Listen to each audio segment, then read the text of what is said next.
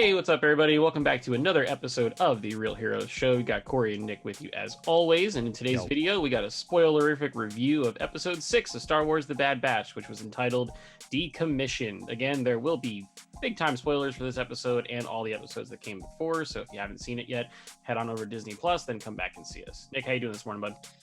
I am tired, but Me I'm too. doing well. I'm doing well. The caffeine is flowing. Thanks, Dwayne. Yes, indeed. The Zoas have been cracked. So my lemon lime is right here. I'm drinking a lemon lime too. Hey, look at that. We didn't plan idea. this. We did not plan it. I buy the 12 packs. I do too. Because it's cheaper. So yes. Cool, man. So this episode, let's dive right into it. Bad Batch, they're doing their mercenary thing. It appears they've taken up home on Ord Mantell, and they're working for Sid like they were last episode. They get sent on a mission to recover a tactical droid, or at least the head of a tactical droid. And then we get some familiar looking action sequences, some familiar faces from Clone Wars, and then a little mystery at the end. Yes. So what did you think of this episode? Yeah, it was good. Some interesting throwbacks to season 7 of Clone Wars. I'm like, hey, those are... I know those voices. Yeah. Yes, some, again, like interesting, progression for some of the characters. So I think it was a pretty good episode overall. Yeah. So those familiar faces that we're talking about were Trace and Rafa, who had that 4-episode mini arc with Ahsoka in season 7 of the Clone Wars. And there's a good chunk of people on the internet that weren't really too keen on those 4 episodes. They kind of felt like they didn't really need to be there so much. So I saw some eye rolling on Twitter this morning when I checked after watching the episode at the ass crack at dawn. I thought this was a much better use of those characters because they showed up, they caused trouble, and they got out. Yeah. And it wasn't 4 episodes that were solely dedicated to them. So to me, it was a no harm, no foul type situation. It appears that they're working for somebody, and we're guessing that it's somebody on the good guy side of things. We've got a little mid-credit style thing at the end there where there's a cloaked figure on a holo message that we don't really know who that is. But so let's get into that. Who do you think it is? I mean, you got to think Ahsoka, right?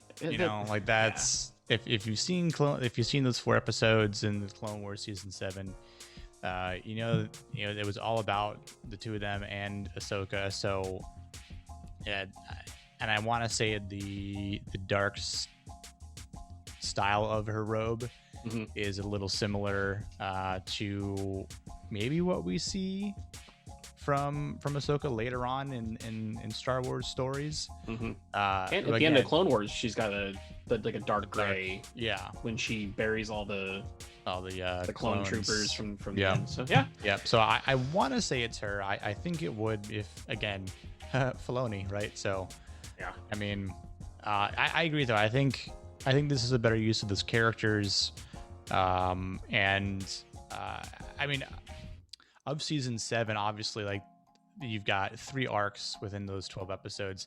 It was my least favorite because it's really hard to go against the last 4 episodes because those episodes or 4 parts are amazing, and then you got the first 4 episodes which introduced the Bad Batch, mixed with Anakin. So it's like, and here we are getting, that's how they got their own show. So I think this is just a way of Filoni, tying in a mid-season arc with some recurring characters. And I mean, look, this season is littered with characters we've seen all over Star Wars, so it's not really any surprise. And I think it was well done. Yeah. So I think I agree with you about all that. Obviously, they love tying stuff together. Yeah, it makes perfect sense. I like the idea of it being Ahsoka. I worry. My one little worry about that is that, like, if it is her, that she takes over the show and and not even like Ahsoka, right, and not even like in a screen time way, but it's just like when she pops up, everybody's like, oh my god, it's Ahsoka. who, the Bad Batch? Who? No, show me Ahsoka. You know, it's almost like Luke in The Mandalorian. Right. Luke showed up, and that was all anybody ever talked about. So Right. I'm hoping if it is Ahsoka, it's kind of how she was presented in Rebels when she was the Fulcrum at the beginning, where she's there, but she's not completely there. Right. But I think she's the obvious choice. I couldn't even go through my head and think of too many other folks, unless it's somebody on the bad side, and Trace and Rafa were pulling shenanigans on the Bad Batch. But yeah, like again, if it was someone maybe working for the Empire, could it be an Inquisitor? Possibly. Yeah. I don't know if I was like, it's not Fennec.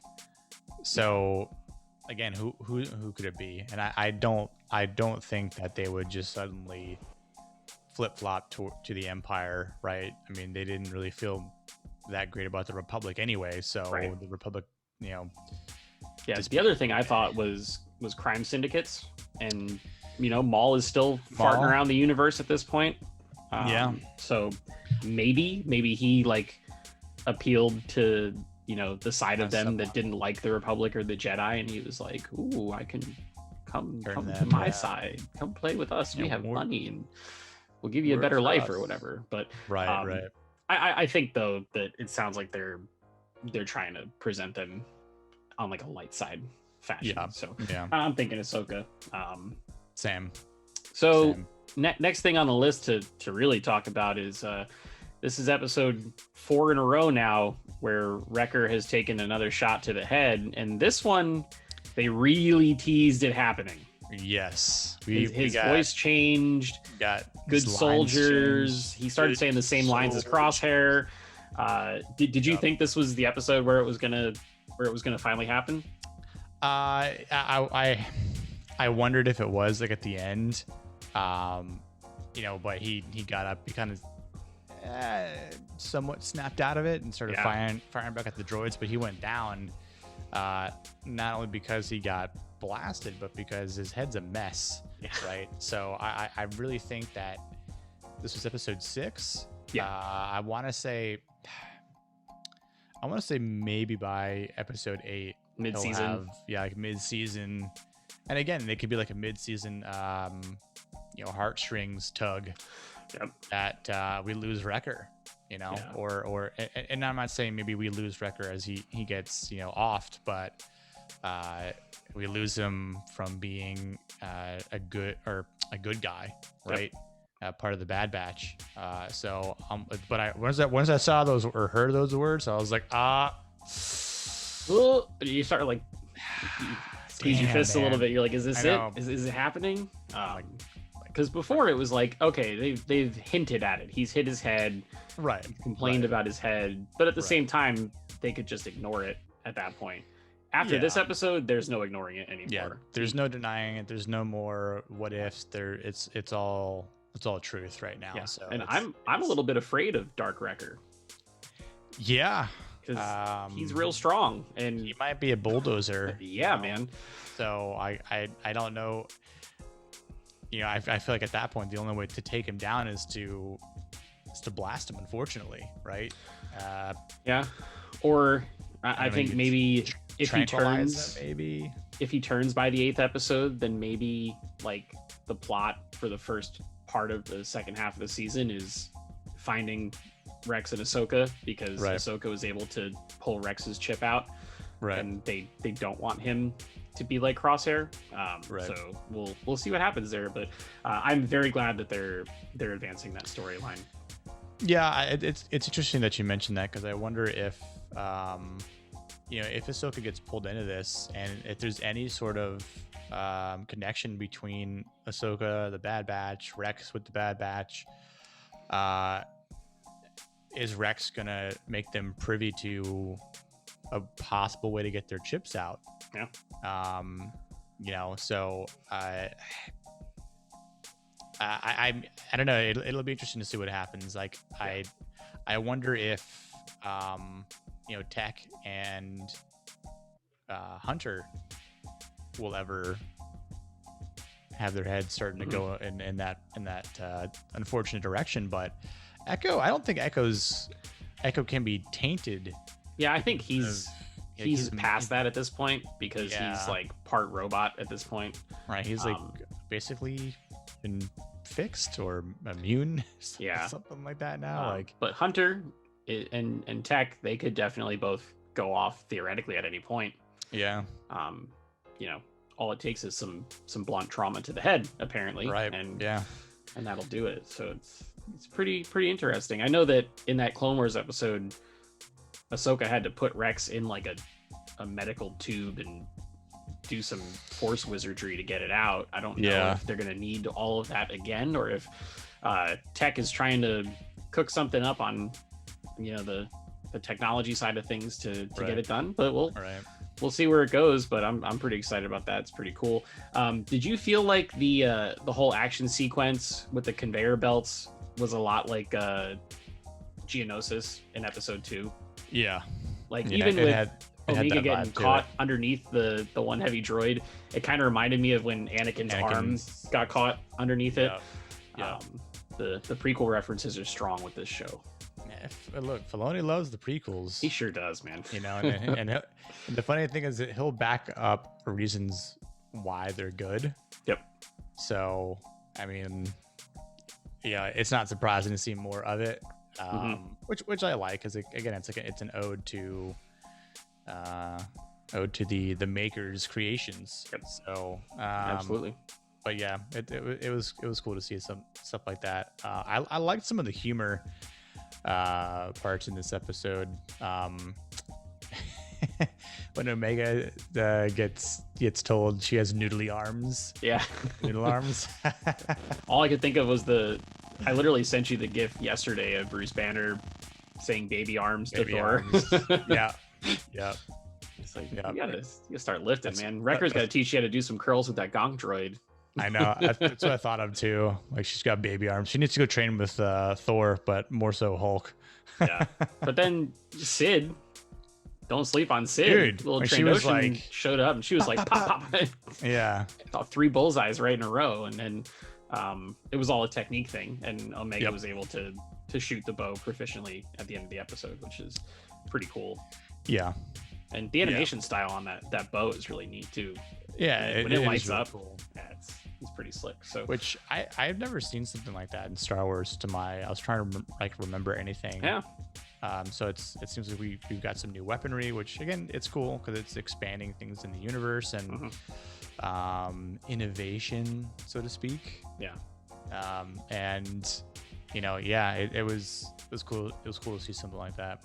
Yeah. But I think we're at a point in the show where, the Bad Batch, they're obviously out on the run. There are now, I think, 3 different groups of people looking for them. So you've got Tarkin and Crosshair that are after them. Yep. You've got Fennec and the Bounty Hunters Guild. Yep. And now you've got whoever this mystery person is that Trace and Rafa were talking to. So they're a hot commodity in the galaxy.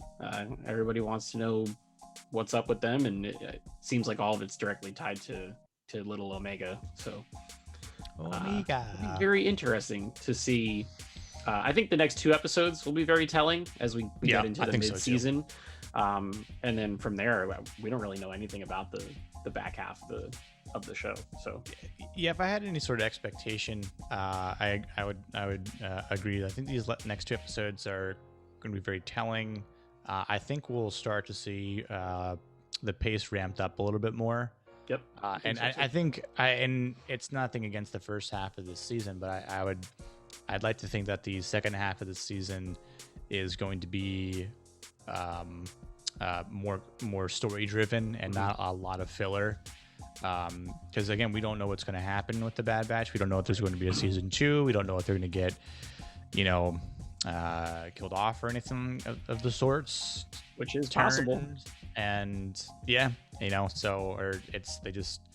live, the season ends, and maybe they're just kind of still in the Star Wars universe. But maybe they go to like a beach somewhere and sit with some Mai Tais and reflect on their time as clones in the Clone War. Yeah, they retire and their happy ending. Right. It's like cut. Start a family, disappear. Yeah, and then have to run away again because the Empire's horrible. Yeah. All right, out of 10, what are you giving this one? I'll probably give this like a 7.3. Okay. You know, about there between like 7.5. Yeah, I was in the same boat. I was gonna say 7, just because action, animation, all that was great. Yeah, they added a little bit of mystery and intrigue at the end, Yep. which was nice. But at the same time, didn't really move the plot forward a ton. Not really. I think the only thing that really moved it forward was Wrecker having his moment. But I wouldn't say anything has been bad in this show yet. I've had a great time watching it. But that nothing has hit the peak of that first episode yet. For me. That's the bar. That's the standard right now. Unfortunately, hopefully they'll ramp up these next 2 episodes, probably reset the table for the beginning of the second half and then crescendo to the end. But that's going to do it for this video, guys. We'd love to hear from you if you've seen this episode. What are your thoughts? How long do you think it's going to take for Wrecker's head to finally take over and for him to go all Order 66 on everybody else? Drop us a comment, let us know below. If you'd like to support the channel, go ahead and like this video, subscribe if you're new, turn on those notifications so that way you don't miss any future videos from us. We have a really busy week next week. We're going to be moving our Mythic Quest review up to Monday because Wednesday is the Loki premiere. So we're going to have a review of the first episode of that. And then Bad Batch is always on Fridays. So until next time, guys, we will see you in the next video. Peace.